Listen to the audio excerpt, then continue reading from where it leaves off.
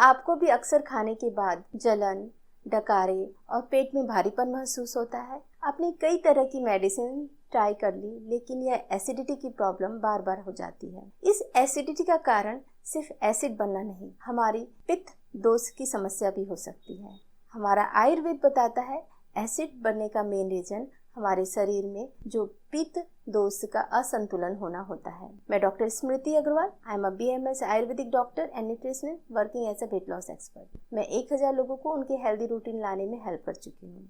आज मैं आप लोगों को बताने वाली हूँ कि एसिडिटी होने का मेन रीजन क्या है और कैसे हम उसे इजी वे में अपने किचन हर्ब से ठीक कर सकते हैं। जैसे कि मैंने बताया, अम्ल पित्त है ना, हमारे आयुर्वेद में एसिडिटी को अम्ल पित्त कहा जाता है। यह हमारे शरीर में पित्त दोष का असंतुलन कर देता है, जिससे ज़्यादा अम्ल बनने लगता है या अम्ल शरीर से बाहर नहीं निकल पाता, इसीलिए हमें एसिडिटी की प्रॉब्लम होती है। इसका मेन रीज़न पहले जान लेते हैं। सबसे पहला, हमारे खान पान में गड़बड़।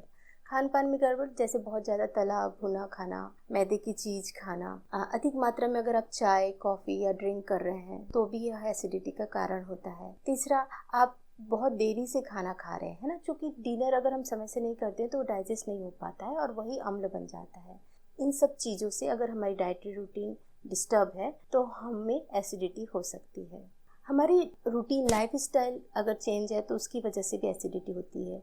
अगर हम कम सो रहे हैं ना, कम सोने के कारण भी हमारी बॉडी रिकवर नहीं हो पाती और एसिडिटी हो जाती है। या बहुत ज़्यादा मात्रा में हम जंक फूड खा रहे हैं तो यह भी एक एसिडिटी का कारण होता है। तीसरा कारण होता है हाइड्रेशन की कमी। अगर आपकी बॉडी में वाटर की मात्रा एब्जॉर्ब करने की कमी होगी तो भी आपको एसिडिटी की प्रॉब्लम होगी।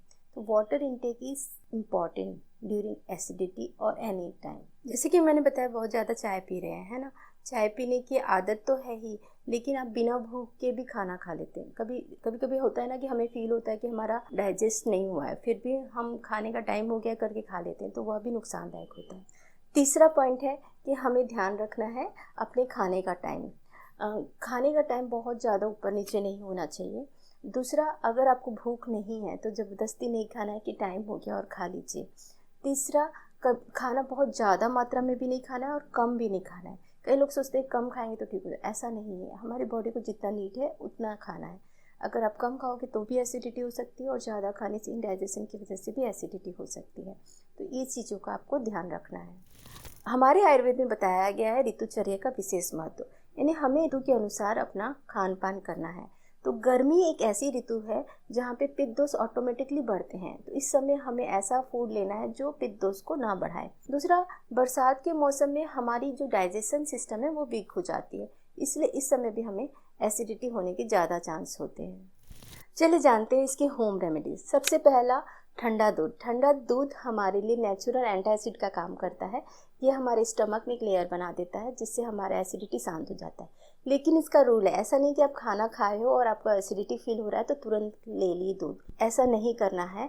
हम इसे 2 घंटा बाद ही लेंगे, क्योंकि ऑलरेडी आपके पेट में खाना है जो एसिड कर रहा है, उसके ऊपर आप तुरंत दूध पी लेंगे तो वो नुकसानदायक होगा। आपको एज अ मील इसे एंटासिड के रूप में लेना है, ठंडा दूध को। ये रहा हमारा सौंफ। हमारे किचन में सभी के पास ग्रीन सौंफ तो होती ही है। इस सौंफ में भी बहुत ज़्यादा नेचर होता है एसिडिटी को कंट्रोल करने का, पित्त दोष को शांत करने का। तो आप खाना खाने के बाद 1 चम्मच या तो इसे as a mouth freshener use कर लीजिए, या फिर सुबह खाली पेट में इसका डिटॉक्स बना के पीजिए। इससे भी आपकी एसिडिटी अच्छी हो जाएगी। ये मेरा अजवाइन पानी है। अजवाइन पानी में एंटी इन्फ्लामेटरी और अजवाइन में एंटी एसिडिटी गुण होता है। यह हमारे डाइजेशन को अच्छा करता है और हमारे पाचन तंत्र को मजबूत करता है। तो एसिडिटी के टाइम में अजवाइन टी बहुत इम्पॉर्टेंट रोल है। आप इसे एम्प्टी स्टमक आधा चम्मच अजवाइन को 1 गिलास पानी में उबालिए जब तक वो आधा ग्लास ना हो जाए, और इसे डेली 5 से 7 दिन लीजिए। आपकी एसिडिटी की प्रॉब्लम में आपको रिलैक्स लगेगा। जीरे में भी एसिडिटी और गैस को कम करने का गुण होता है। यह जीरा आप भूनकर नींबू पानी वगैरह में डालकर भी पी सकते हैं, और इसका पानी बनाकर भी आप इसे यूज़ कर सकते हैं। लेकिन बस ये ध्यान रखना है कि साथ में जीरा भी कंज्यूम करना है। कई लोग क्या करते हैं, खाली पानी पी लेते हैं और जीरा छोड़ देते हैं, लेकिन ये जीरा बहुत इंपॉर्टेंट होता है, तो हमारे पेट तक पहुँचाना इंपॉर्टेंट है। तो इसे पेट में पहुँचाना है। अगर आप उसे चबा नहीं पाते तो पानी के साथ उसे कंज्यूम कर लीजिए। जिंजर बहुत इंपॉर्टेंट होता है। जिंजर हमारे डाइजेशन को अच्छा करता है और हमारे जो गट हेल्थ है उसको सुधार करता है। एंटीऑक्सीडेंट का गुण तो उसमें होता ही है। तो जिंजर को या तो आप खाने के बाद में थोड़ा सा एक टुकड़ा जिंजर को चबा लीजिए, चूसते रहिए, या फिर उसका जिंजर डिटॉक्स पी लीजिए, या फिर अगर आप घर में जो भी खाना बनाते हो उसमें थोड़ा सा जिंजर डाल लीजिए। इस तरह से आप जिंजर का यूज़ करके अपने हेल्दी रूटीन में उसे यूज़ कर सकते हैं। अगर आपके आसपास नारियल पानी है ना, कोकोनट वाटर मिलता है तो बहुत इम्पॉर्टेंट होता है। ये हमारी एल्कलाइन बैलेंस करता है हमारी बॉडी में, जो पोटेशियम की मात्रा है उसको बहुत अच्छा करता है, और यह हमारे एसिडिटी को भी शांत करता है। जैसे कि आप जब भी कोकोनट वाटर पीते हैं तो आपको ऐसा फील होता होगा ना, पेट ठंडा लग रहा है, तो ये बहुत इंपॉर्टेंट है। कोकोनट वाटर अगर हो सके तो डेली पीजिए। एलोवेरा का जो डिटॉक्स होता है, एलोवेरा ऑलरेडी बहुत इंपॉर्टेंट है। मैंने इसके ऊपर बहुत सारे वीडियोस बनाए हैं।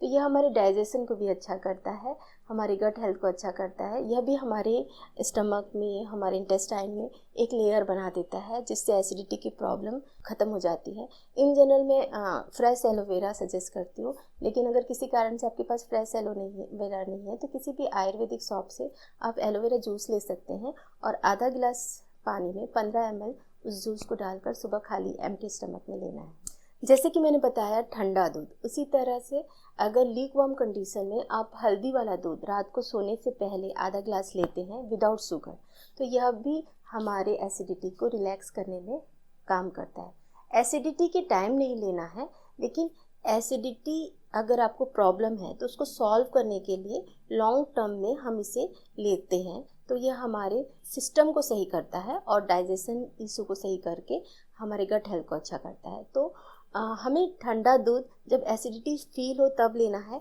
और जो गर्म हल्दी वाला दूध है उसको हमको एज अ ट्रीटमेंट लेना है। अगर आपको फील हो रहा है बहुत दिनों से हमारा एसिडिटी है, तो 1 वीक के लिए ना रात को सोने से पहले 1 चम्मच त्रिफला चूर्ण यूज़ कीजिए, है ना, उसको गर्म पानी के साथ लेना है। त्रिफला चूर्ण क्या करता है ना, हमारे पेट में जितनी भी गंदगी रहती है उसको क्लीन कर देता है बाय मोशन, ठीक है। तो उससे क्या होता है, एक बार जब बॉडी पूरी क्लीन हो जाती है तो वह भी हमारे एसिडिटी का जो प्रॉब्लम है उसको सॉल्व करने में हेल्प करती है।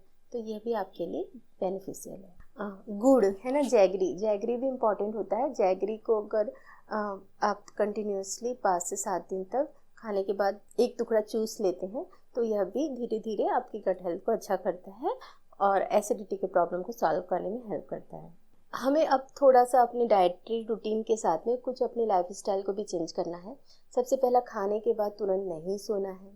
दूसरा, थोड़ी बहुत वर्कआउट एक्सरसाइज करना है, क्योंकि आज की डेट में हमारी फिज़िकल एक्टिविटी कम हो गई है, तो हमें अपनी फिज़िकल एक्टिविटी बढ़ानी है। तीसरा, टेंशन नहीं लेना है। चौथा, नींद पूरी करना है। पाँचवा, अपने आप को हाइड्रेट रखना है और हल्का खाना खाना है। अगर आपको चाय, कॉफ़ी या ड्रिंक की आदत है तो इन सब चीज़ों को कम करना है। धीरे धीरे कम होगा, एक दिन में नहीं होगा, क्योंकि ये जादू नहीं है ना। कोशिश करेंगे तो सब कुछ हो सकता है। आशा करती हूँ आपको मेरा यह वीडियो पसंद आया होगा। प्लीज़ अपने जितने भी जानने वाले हैं जिनको एसिडिटी की प्रॉब्लम है उनके साथ ये वीडियो शेयर कीजिए। आप भी होम रेमेडीज़ ट्राई कीजिए और मुझे बताइए कैसा लगा, आपको रिलैक्स लगा कि नहीं। मेरे चैनल को लाइक शेयर सब्सक्राइब ज़रूर करें।